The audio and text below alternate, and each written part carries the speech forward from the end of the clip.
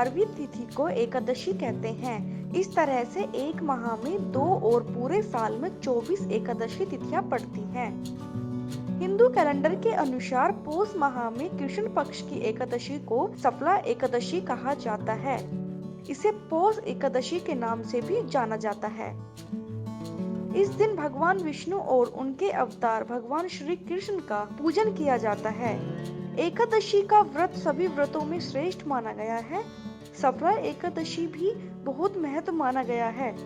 माना जाता है इस व्रत को पूरी निष्ठा और नियम के साथ करने वाले व्यक्ति को सौभाग्य और सफलता की प्राप्ति होती है।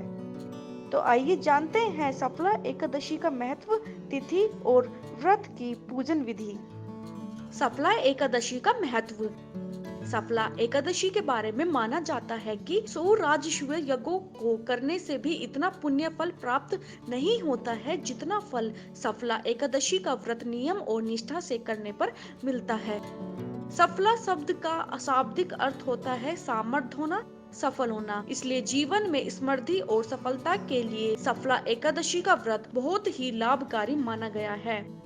मान्यता है कि इस व्रत को करने से सौभाग्य, धन वृद्धि, समृद्धि, सफलता और वृद्धि के द्वार खुलते हैं। सफला एकादशी तिथि। सफला एकादशी आरंभ 8 जनवरी 2021 रात्रि 9:40 से 9 जनवरी 2021 रात्रि 7:15 तक रहेगी। व्रत पारण तिथि समय 10 जनवरी 2021 सुबह 7:15 से सुबह 9:21 तक। सफला एकादशी व्रत पूजन विधि। सफला एकादशी के दिन प्रातः जल्दी उठकर स्नान आदि करने के पश्चात व्रत के संकल्प करें। अपने पूजा घर में या मंदिर जाकर भगवान विष्णु की विधिवत धूप दीप से पूजा करें। उन्हें तुलसी के पत्ते, अगरबत्ती, सुपारी, फल और नारियल आदि अर्पित करें। सफला एकादशी व्रत के महात्म्य की कथा पढ़ें। पूजा संपन्न हो जाने के बाद आरती करें। इस दिन भगवान विष्णु के साथ कृष्ण जी की भी पूजा करनी चाहिए। संध्या समय में आप मंदिर जाकर या घर पर ही कृष्ण जी की दीप जलाकर पूजा करें। एकादशी तिथि को रात्रि जागरण का बहुत महत्व माना गया है।